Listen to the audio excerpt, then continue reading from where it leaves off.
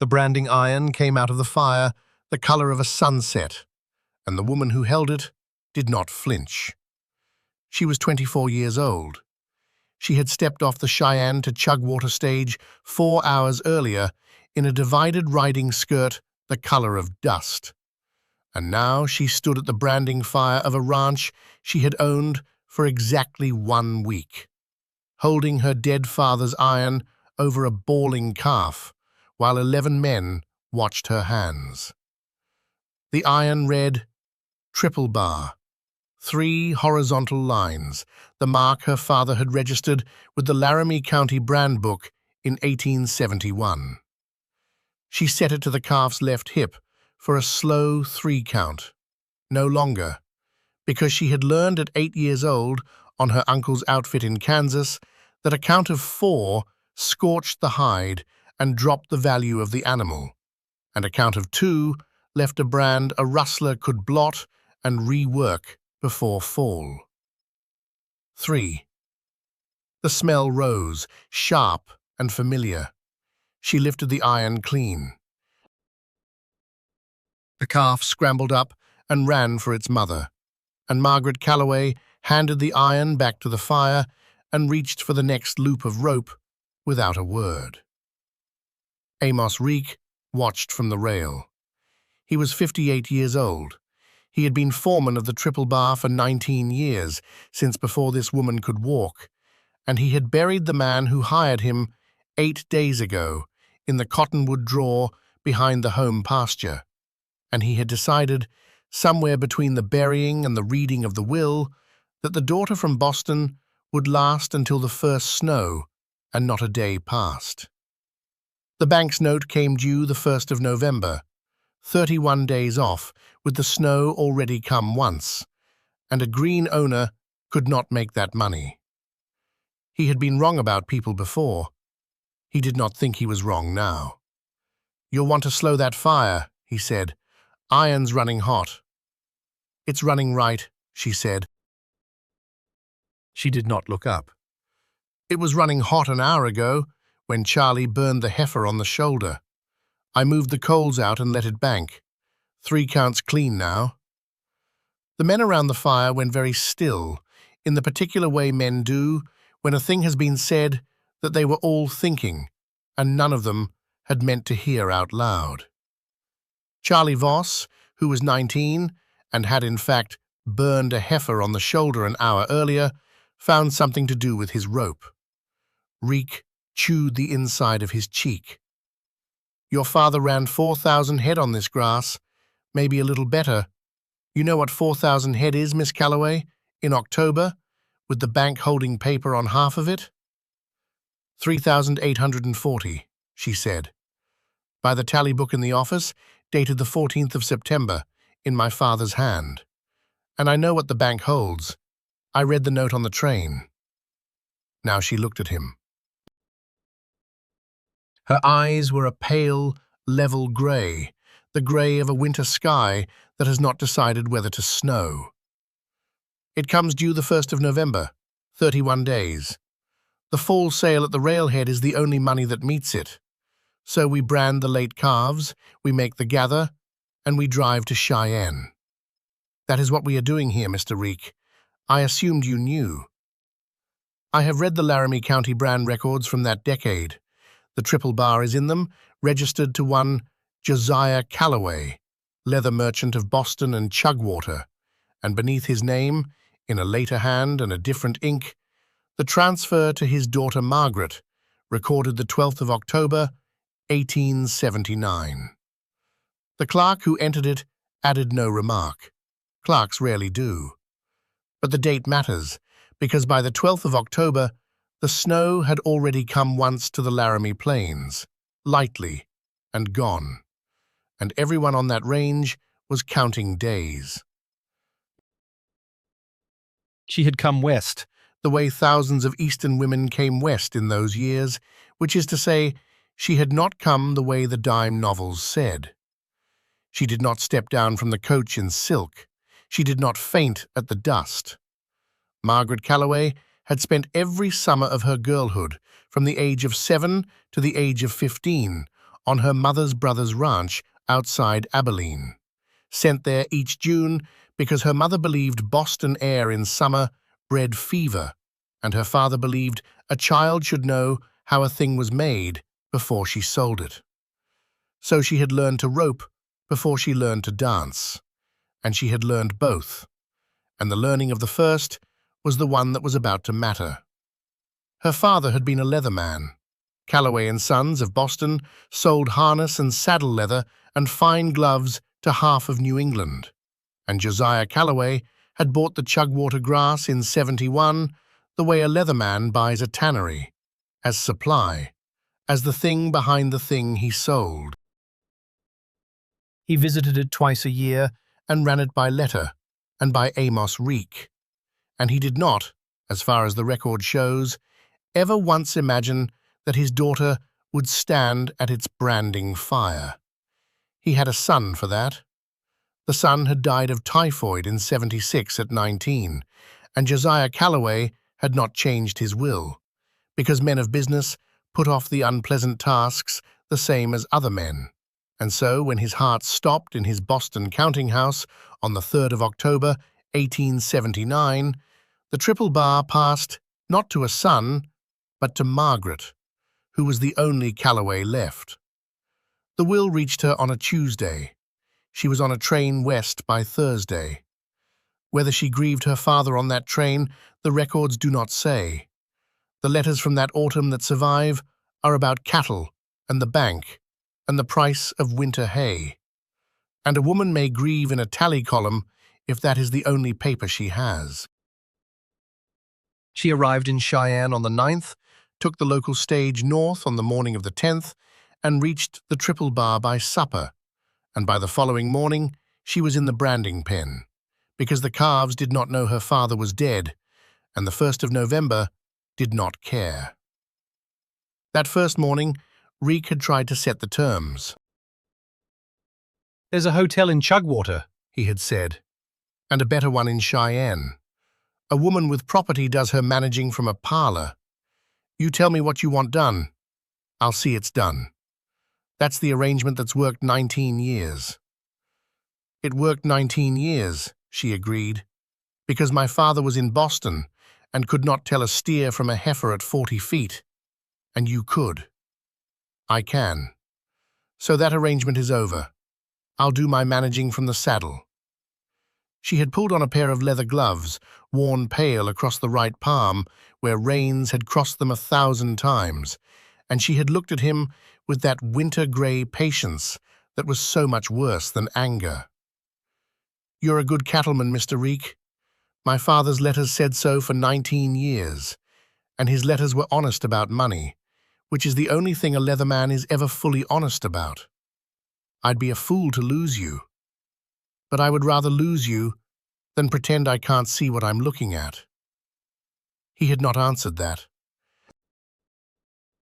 He had walked off to saddle his horse, and he had spent the day giving her wide berth and watching, the way a man watches a horse he has not decided he can trust.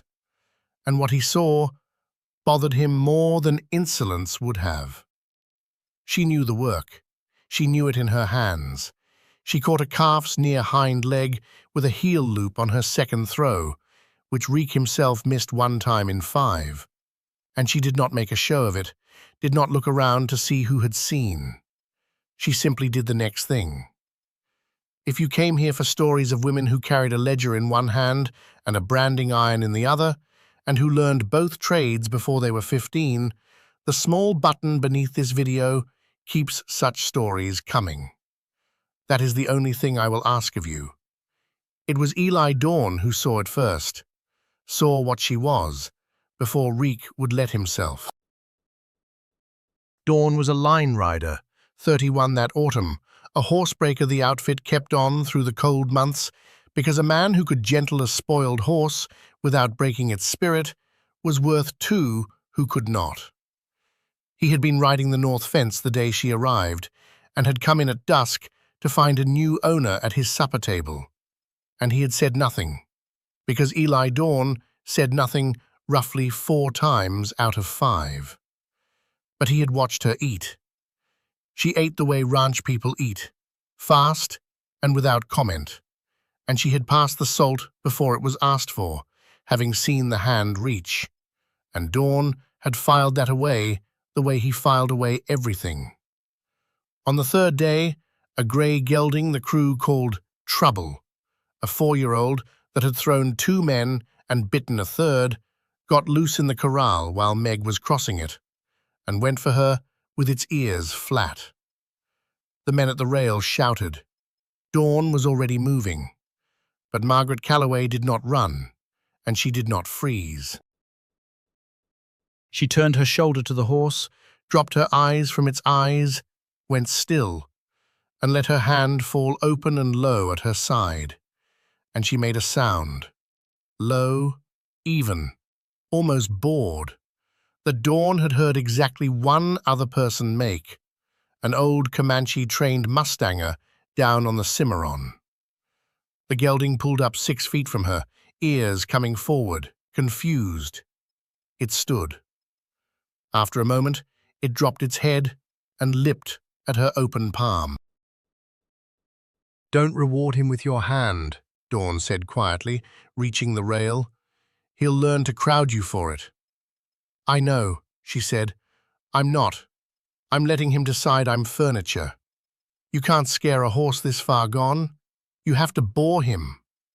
She stepped back, slow, and the gelding let her go. "Who spoiled him?" Dawn looked at her a moment. "Man before me. Broke him the hard way. Tied him down, rode him till he quit." He paused. "I've been a month getting him to where he'll take a saddle blanket without coming apart." "Don't hurry it," she said. "He'll tell you when."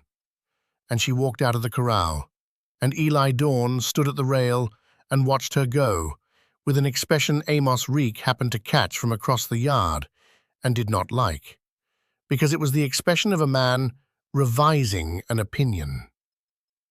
The trouble came on the 6th day, and it came in a buggy. His name was Harlan Bree, and he owned the Box B, which lay along the whole eastern fence of the Triple Bar, between Callaway Grass and the water. He was 50, soft in the way of men who have hired their hardness out, and he arrived at mid-morning in a town suit with a man on a saddle horse riding behind the buggy, a lean man named Tice, who wore his gun the way some men wear a watch, as a thing consulted often. Bree climbed down, looked at the ranch house, looked at the cattle on the near slope, and looked at Margaret Calloway in her dust-colored skirt and her father's old hat, and made the same arithmetic Reek had made, and reached the same total. "Miss Calloway." He took his hat off, which was more than Reek had done. "My condolences on your father. Fine man. I'll be plain, because I expect you're a plain-spoken sort, and the season's short. I'd like to buy the Triple Bar, all of it. The grass, the herd, the brand. I'll pay enough to clear the bank and leave you money to go home on, and I'll do it before the 1st, so you needn't trouble yourself with the drive or the winter. A hard winter's coming. The old hands can smell it." He smiled. "I'd hate to see a Boston lady learn what these winters are." She let the offer sit a moment in the cold morning air. "What are you offering ahead?" she said. Bree's smile held. "Now, that's a complicated—" "It isn't. It's a number. You came with one. What is it?" $26, Bree said. "A flat 26 ahead, the whole outfit, and I'll not haggle the count." And here is the thing she did, which Reek saw, and which Reek would spend the next month trying to unsee, because it cracked the foundation of his certainty about her. She did not get angry. She did not say it was robbery, though it was. Fall steers were making 33 and 34 at the Cheyenne Railhead that very week, and Bree knew it, and Bree knew she could not get them to the Railhead alone. She tilted her head, the way a person does over a column of figures, and she said, 26 ahead, before the 1st, no haggling the count. That's generous. That's $7 under the market and better than 10 under what a fat fall steer made at the scales last Thursday, which means you're offering me the privilege of not freezing in exchange for some $30,000 of my father's money. I understand the offer.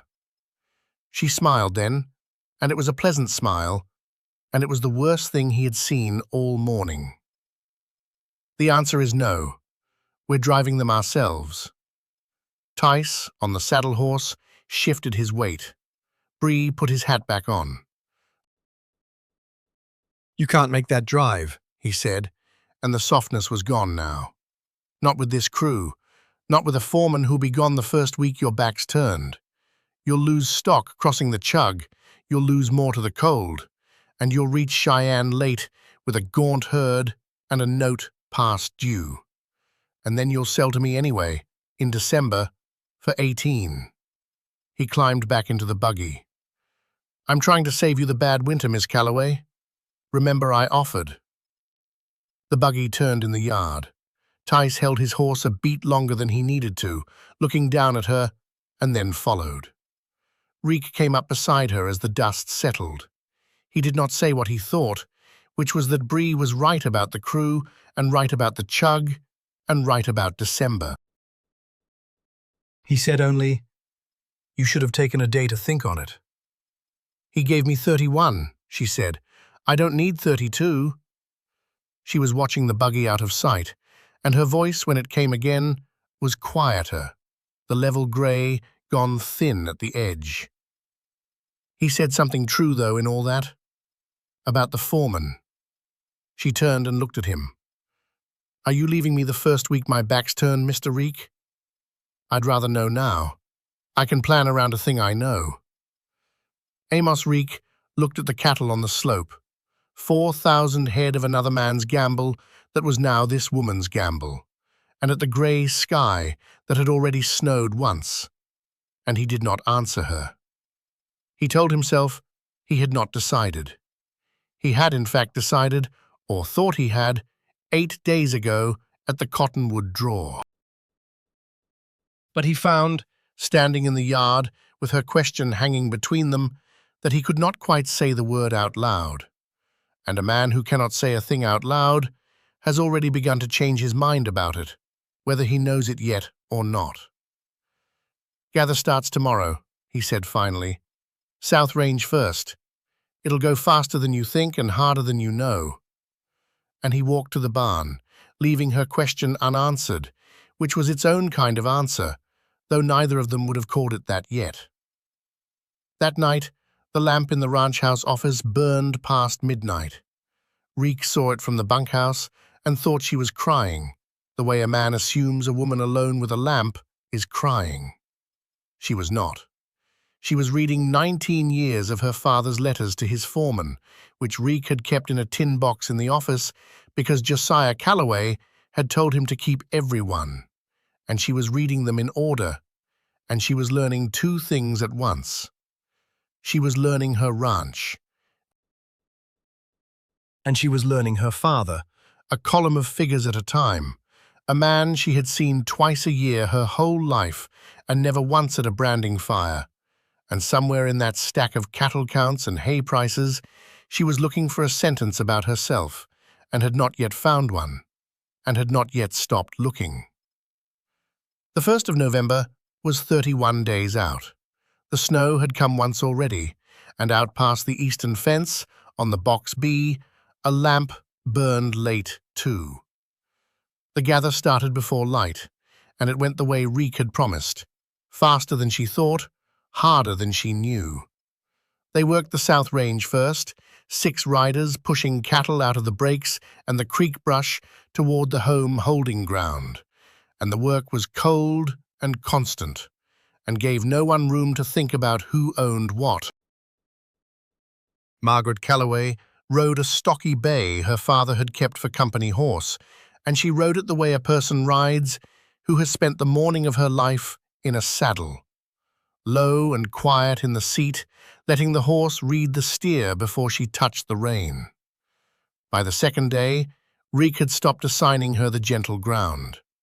By the 3rd, He had, without remarking on it and perhaps without quite noticing, started giving her the drag and the brush, the hard positions, the ones you give a hand you have decided is a hand. She made one mistake on the second morning, and it was worth more to her than any of the things she did right. She pushed a bunch too fast out of a coulee, and a cow broke back past her, and instead of letting it go, she spun the bay to chase and nearly put the horse in a badger hole. Dawn, 20 yards off, did not shout. He waited until they had the cow turned and the bunch moving again, and then he rode up alongside and said, "Out here, you let the one go and keep the 40. The one comes back on the next pass. The 40 you lose for the day." She had taken it without a word, the way she took everything, and Reek, watching, had thought, "She can be told." He had known foremen who could not be told. He had known one owner's son who could not be told, and that son was dead of a horse he had spurred over a fence he was warned about, and Reek had carried the boy in and had never forgotten that being able to be told was not a small thing. It was, in his private reckoning, most of what kept a person alive on a range. I should say here that I am not certain of the exact order of the days in that first week of the gather. The triple bar tally book records the dates of the brandings and the dates of the bunches brought in, but not the small disasters, and the small disasters are what people remember and write down later, years later, in the letters that survive. So when I say the badger hole was the second morning, I am trusting a letter Margaret wrote her aunt in Boston the following spring, and the letters of an unmarried woman to a maiden aunt are honest about everything except the things that matter most, which is a quality that makes them excellent on the subject of badger holes. What the tally book does record is that on the fourth night of the gather, the temperature dropped, and the wind came around to the north, and it began to snow. Not the light early snow that had come and gone, but the real thing, the kind that does not stop because you need it to. And a heifer that should not have been carrying a calf in October went into labor in the worst of it. She was a young thing, bred out of season by a bull that had gotten through a bad stretch of fence in the winter before. Reek's fence, Reek's oversight, a thing he had been quietly carrying since spring. And she was too small for what was happening to her, and she had wandered off from the holding ground into the creek brush to do the thing cattle do, which is to hide when they hurt. They found her at full dark by the sound, which is a sound a person who has heard it does not mistake for anything else. The calf was coming wrong, a leg back. The heifer was down in the snow and done fighting, which in a cow means very near done living. And the snow was filling the brush, and the nearest lantern was at the holding ground a quarter-mile off through it. "She's gone," Reek said. He had to say it loud over the wind. "Calf too, like as not. Leave them, Miss Calloway. We lose stock in weather like this. It's the weather, not the hand. There's no shame in it, and no help for it." Margaret Calloway was already off her horse and on her knees in the snow behind the heifer. "Bring the lantern up," she said. "Not into the brush. There's deadfall and dry grass under this snow, and that's a kerosene flame. You set it down on bare ground at the edge where I can see by it, and nowhere near the dry. I've seen a barn go up from a lantern set careless in hay, and I won't lose a crew to save a calf." She had her gloves off now, bare hands in the snow, in the worst place a person can have bare hands, and she was feeling for the calf. "Mr. Dawn, I need your hands small and your arms strong. Charlie, get behind her shoulders and keep her from rolling onto me. Mr. Reek." She found the problem, and her voice changed, went flat and certain, the voice of a person who has stopped being cold because there is no longer room for it. "Mr. Reek, this calf has a leg turned back at the shoulder, and I am going to push it back inside her and turn it, and she is going to fight me when I do. And I need somebody who knows cattle better than to be afraid of one. That's you. So either ride for the bunkhouse or get down here. The wind took the snow sideways. For one long second, Amos Reek stood over them, 58 years old, 19 years a foreman, a man who had told 100 owners and owners' sons what could and could not be done in weather like this. And then he got down in the snow. What happened over the next half hour I will not pretend to know in full, because no one who was there wrote it down in detail, and the one letter that mentions it at all says only, "The calf lived, and so did the heifer, and Mr. Reek and I did not speak of money for some days after." But the shape of it is clear enough from that, and from what the men said later, in the bunkhouse, in the years after, when the story had become the kind of story a crew keeps. She put her arm into the elbow and found the turned leg, and pushed the calf back against the heifer's own straining, which is the hardest thing because the cow is trying to push out, and you are trying to push in. And she talked the whole time, low and steady, the same bored, even sound she had used on the spoiled gelding, and whether she was talking to the cow, or to herself, or to her dead father, none of them could have said. She cupped the small hoof in her palm so it would not tear the heifer inside, and she turned it, and she got it forward, and then she said now, hard, and Reek pulled with the next contraction the way she told him, slow and down and out, and the calf came in a rush of steam into the snow. It did not breathe. She cleared its mouth with 2 fingers, wiped the membrane from its nose, and when it still did not breathe, she took a piece of stiff, dry grass from under the snow and pushed it up the calf's nostril, hard. An old trick her uncle had taught her, a thing that makes a newborn sneeze, and a sneeze is a breath, and a breath is the start of all the rest. The calf jerked and coughed and breathed, and Margaret Calloway sat back on her heels in the snow with another man's blood and the start of another man's profit steaming on her bare arms, and she began, finally, to shake with the cold she had not had room for. And Amos Reek took off his own coat and put it over her shoulders without a word, which was a thing he had not done for a human being in some years. They got the heifer up. They got the calf to the barn, the real barn, the safe barn, with the lantern hung high and proper on its hook and nothing dry beneath it.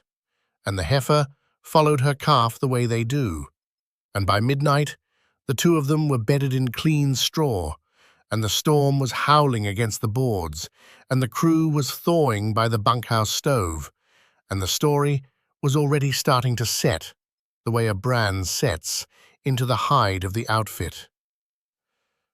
Reek found her in the barn near 1 o'clock, still up, sitting on an overturned bucket, watching the heifer nurse. "That bull got through my fence last winter," he said.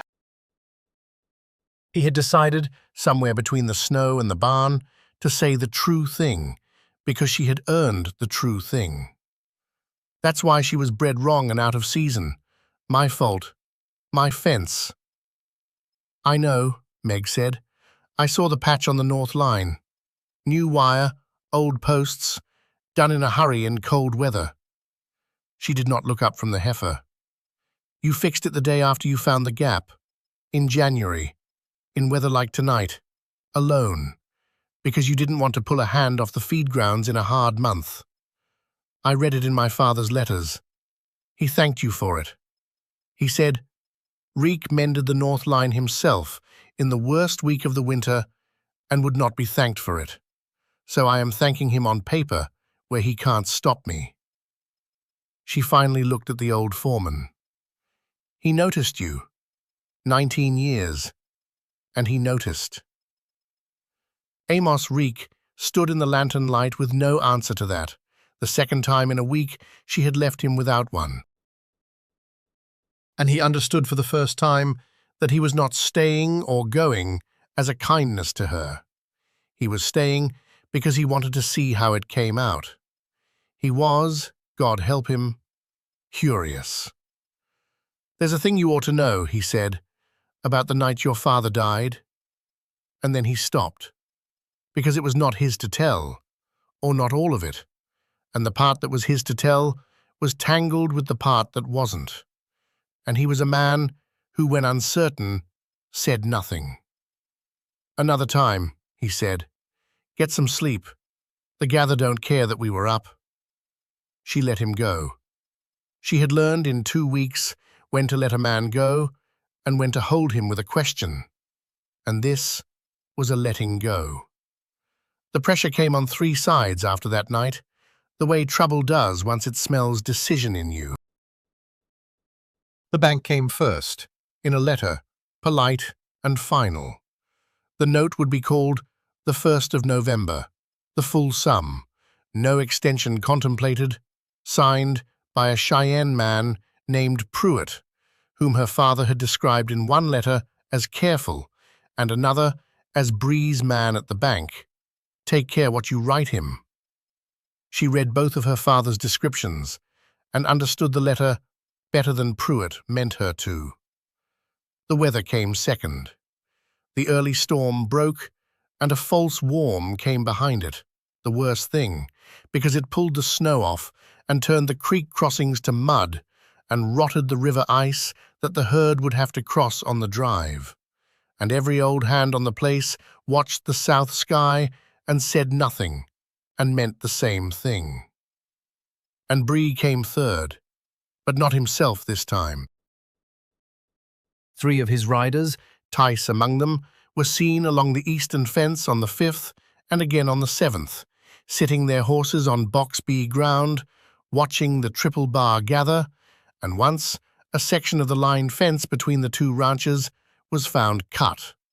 Cut, not broken, the wire clipped clean in 3 places, and the cattle drifted through onto Box B water before dawn found it and turned them back.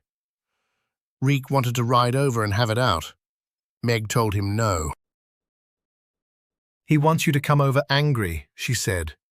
"An angry man cuts his own fence back, and then it's 2 men cutting fence and a range war, and a range war is decided by who has more men and more money, and that's him. We don't fight him on his ground. We win at the scale and the courthouse, where the rules are written down, and a Boston merchant's daughter has read them, and a Wyoming cattle baron has only paid men to read them for him." She was at the office desk, and she pulled a thin, cloth-bound book from her travel case, and Reek saw the title and did not understand it, and she saw that he did not. "The Married Women's Property Statutes," she said, "and the territorial law. Mr. Reek, do you know what Wyoming Territory did in 1869, 10 years ago, before any state in the Union?" "Gave the women the vote," Reek said. "I voted alongside my landlady in 71. Thought it foolish at the time." He almost smiled. "Less sure now. It did more than the vote. A married woman here can hold property in her own name, separate from any husband, and a single woman or a widow holds it the same as any man. The deed to this ranch is mine, clean, recorded the 12th of October, no husband's signature needed, and none possible. Bree can't squeeze me through a husband I don't have, the way he could in most of the states back east. He has to beat me at cattle or in court or not at all. He knows it. That's why he's in a hurry. The law is on my side, and the clock is on his. And he's betting the clock is stronger." She closed the book. "He may be right, but I would rather lose to a clock than to a man who thinks a woman can't read a statute." It was the 8th day of the gather when she found the 2nd tin box. It was in the bottom of her father's wardrobe in the ranch house, under a folded buffalo coat, a smaller box than the one of business letters, and it was locked, and the key was on her father's watch chain, which had come west in the lawyer's envelope with the will. She opened it at the office desk by lamplight, alone, with the snow melt dripping off the eaves outside, and she found it full of letters, and the letters were addressed to her, not sent, addressed in her father's hand to Miss Margaret Calloway, and dated, the earliest from the summer she was 7, the summer he first sent her to Kansas, and the latest from August of that very year, 1879, 2 months before he died. Letters a father had written to a daughter across 20 years and had never once mailed. She read the first one. She read it twice. I have not seen these letters and never will. They passed to her daughter and then, I am told, were buried with that daughter, which is its own kind of ending. But Margaret quoted one line of the earliest in a letter to her aunt the next spring, and it is the only line of Josiah Calloway's that survives in his own words. And it is this: I send her to your brother's place each summer, not for her health, whatever I tell her mother, but because out there she is somebody, and here she is only my daughter, and I am ashamed that I have not the courage to let her be somebody under my own roof. She sat with that a long time, the snow dripping, the lamp burning down. And then she did the thing the cliffhanger of her own story required, though she did not know she was in a story, and would have been impatient with the suggestion. She took out clean paper and her father's pen, and she wrote 2 letters of her own, one to the territorial brand inspector at Cheyenne, requesting that an inspector be present at her gather's tally and at the Railhead sale, which was her right as a registered owner, and which no one had thought she would know to ask, and one to the Box B, to Harlan Bree, 4 lines only, which she sealed and gave to Dawn in the morning to carry across the cut fence himself, and which Dawn read the outside of and did not ask about, and which said, the men learned its contents later when it mattered, Mr. Bree, I will make the drive. The inspector will count at the scale. If a triple bar animal is found wearing a worked-over brand, the matter will be the inspector's and the court's, and not mine. I tell you this as a courtesy, which is more than you have shown me, Monsieur Calloway. She did not yet know whose brand would be found worked over. She suspected. But suspicion is not a thing a careful person acts on, and Margaret Calloway was careful, and so she set the trap with the door open and waited to see who walked through it. And she saddled the spoiled grey gelding herself the next morning. Dawn had said he wasn't ready, and she had said he was, and she had been right, and rode out to the gather with the inspector's letter going one way to Cheyenne, and her own letter going the other way across the fence, and the 1st of November now 9 days off, and the river ice rotting, and everything she had come west to keep balanced on account of cattle she had not yet made. There is an hour on a cattle outfit, in the last dark before a drive, when the work has all been done that can be done, and the work that remains cannot yet be started. And a person who is going to be afraid has nothing left to do but be afraid. Margaret Calloway spent that hour, on the morning the drive began, sitting alone on the top rail of the empty branding pen with a tin cup of coffee going cold in her 2 hands. The herd was bedded out on the holding ground, a low, dark country of breathing under a sky going grey at one edge. The branding fire of 3 weeks past was a cold, black scar in the dirt below her boots. She was not, she would write her aunt, thinking of cattle or of the bank or even of Bree.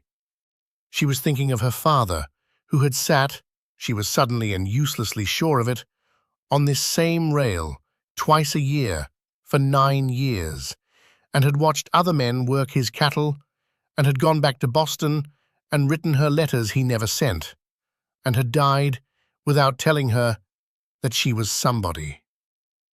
She turned the cold cup in her hands. The grief she had not had room for in the snow with the calf, nor at the office desk with the law book, nor on the bay in the breaks, came up now in the one idle hour she had, the way it always does, and she let it, because she had learned that too, somewhere, that you let it come in the idle hour, so it does not come in the working one. Then the grey edge of the sky turned the colour of a branding iron 3 counts out of the fire, and Eli Dawn rode up below the rail and said, "They're up and watered. Reek's got the point. He's asking, does the owner want the point or the swing?" And the idle hour was over, and she came down off the rail a cattlewoman again, and did not let any of them see what the hour had held. "Tell him the owner takes the point the first mile," she said, "so the crew sees who's driving, and the swing after, so I can watch the whole herd move. And tell him—" She swung up onto the grey gelding Trouble, who stood for her now with no more than an ear laid back. "Tell him thank you. He'll know what for. He won't want it said in front of the men." The drive to Cheyenne was 40 miles and took them 4 days, and it deserves a fuller telling than I can give it, because the records are thin on the middle of it, and a drive is mostly middle. But 3 things happened on it that the crew remembered, and that came out later, in the bunkhouse, and then in the one letter, and then in the testimony. And the 3 things together are the spine of how it ended. The first was the river. The chugwater was up and rotten with the false thaw, and the regular crossing was no good, and it was Meg who found the better one, not by knowing the country, which she didn't, but by reading the cattle, which she did. She watched the lead steers refuse the near ford and drift downstream along the bank with their heads up, smelling, and she said, "Let them have their heads. Cattle find a bottom a man can't." And the herd found a gravel bar a half-mile down that no rider had marked, and they crossed there and lost not 1 head, where at the regular ford they would have lost a dozen to the mud and the cold. Reek watched 4,000 head walk a bottom he had not known was there, found by a woman reading the herd, and he said, that night, to Charlie Voss, who repeated it for 40 years, "I've drove this country since before she was born, and she found me a crossing by watching the stock. That's not luck. That's the thing you can't teach. Either you can read them, or you can't." The second was the fence. On the 3rd night, camped on open range a day out of Cheyenne, they were joined at the fire by a man Meg had sent for, and the crew had not expected. The territorial brand inspector, a spare grey man named Sorensen, who had ridden out from Cheyenne to meet the herd, because her letter had asked it, and her letter had been correct that it was her right to ask. He counted the herd on the bed ground in the morning, slow, and he looked at brands, and he found, worked into the hides of 19 head, wearing the triple bar, an older mark beneath it, a brand blotted and run over with a hot iron into something near, but not quite, the 3 clean lines of the Callaway brand. Box B cattle. Box B cattle worked over into triple bar and turned into her herd in the dark of the gather, so that when the inspector counted at the Railhead scale, she would be found driving stolen stock under her own mark, and her sales stopped, and her note called, and the triple bar breeze for $8 a head in a December court. It was a good plan. It was nearly a very good plan. It failed for one reason, which was that the woman it was aimed at had read enough cattle and enough columns of figures to know that a herd's count and a herd's brands are a kind of ledger, and a ledger that has been tampered with always shows it to a person who can read, and she had invited the one reader in the territory whose reading was law to come and check her books before her enemy could check them for her. She had set the trap by sending the inspector for herself. "Whose work is this?" Sorensen asked her, over the 19 head cut into a separate bunch. "I don't know whose hand," Meg said. "I know whose gain, but I won't say a name to an inspector on a guess, and you wouldn't write it down if I did. The Brands will say it in court better than I can. A worked-over brand is a confession in cowhide. Read it to the judge." The third thing was Bree, who came to the scale himself. They reached the Cheyenne Railhead on the 4th day, the herd gaunt but whole, on the 31st of October, one day inside the note, and the pens were full of other men's cattle and other men's noise, and Harlan Bree was waiting by the scale house in his town suit, with the banker Pruitt at his elbow, and Tice behind them both, and he was smiling, because he believed he was about to watch a Boston girl's herd impounded over 19 blotted brands. The Inspector Sorensen stood by the scale with his book. The crowd of the Railhead, which can smell a reckoning the way cattle can smell water, drifted in close. And Margaret Calloway, in her dust-colored skirt and her dead father's hat, walked the 19 cut head past Bree, slow, so he could see them, and stopped in front of him, and the banker, and the gun. "Mr. Sorensen has inspected my herd," she said, loud enough for the scale house and the pens and the drifting crowd. "He's cut 19 head that wear a worked-over brand. Box B underneath, triple bar on top, the overbrand still fresh enough to read. They were run into my herd during the gather, off the cut fence between your range and mine, by a hand who meant for the inspector to find them on me at this scale this morning, and stop my sale, and call my note." She let it sit. "He did find them, one day early, because I sent for him myself 3 weeks ago, in writing, which Mr. Pruitt can confirm passed through the Cheyenne post, since Mr. Pruitt reads more mail than the law strictly allows him." Pruitt's face did a thing. Bree's smile held, but it was the held smile of a man whose plan has rolled onto its back. "Anyone can blot a brand and lay it on a neighbor," Bree said. "You've no proof those 19 came off my ground or my orders. A worked-over brand cuts both ways, Miss Calloway. Maybe your hand did it, to cry wolf on me." "It cuts one way," Sorensen said, and the Railhead went quiet. Because when a brand inspector speaks at a scale, men listen the way they listen to a doctor over a sickbed. "I've read brands 22 years. The overbrand on these 19 was laid with a running iron, freehand, by a man working fast in cold. You can see the hesitation in the cross lines where the iron skipped. The triple bar's registered iron is a stamp, 3 fixed bars, and every triple bar animal in this herd, but these 19, wears the stamp clean. A stamp doesn't skip. The 19 weren't done with Miss Calloway's iron. They were done with somebody's running iron, fresh, inside the month." He closed his book. "I'll be writing this up for the territorial court. The 19 are held as evidence. The rest of the herd is clean and clears for sale." He looked at Bree, and then at Tice's gun, with the flat indifference of a man whose authority is older than any gun on the grounds. "I'd post no bond on whoever swung that running iron, was I his friend? Blotting a brand's a hanging or prison matter in this territory, and has been for as long as there's been a brand worth stealing."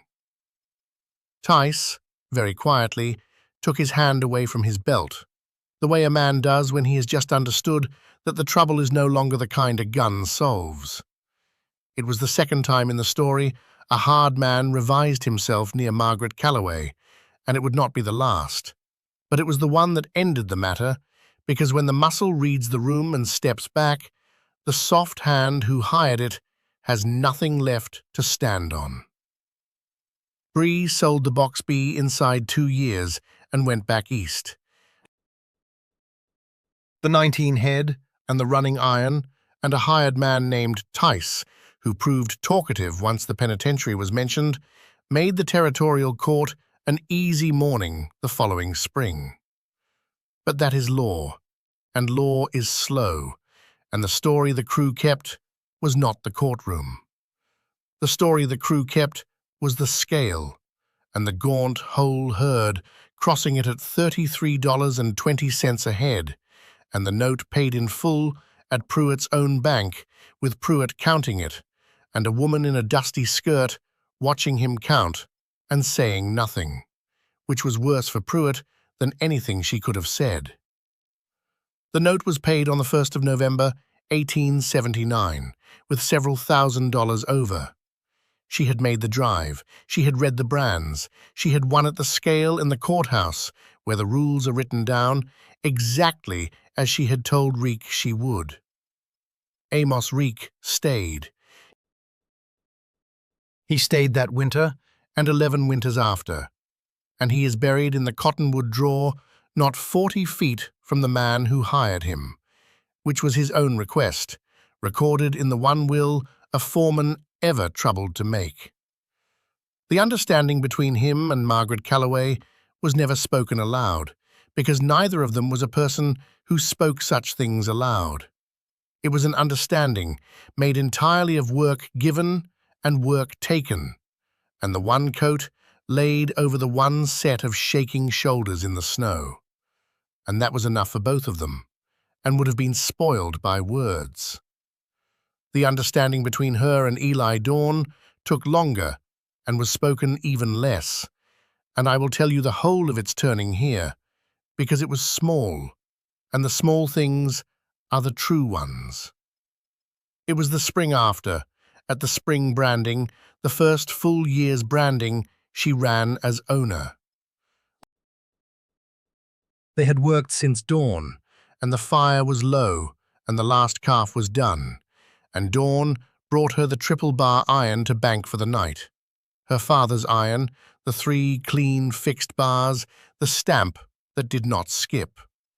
And she took it, and their hands were on it at the same time for a moment, both of them gloved, leather to iron, and neither let go quite as fast as the handing off required.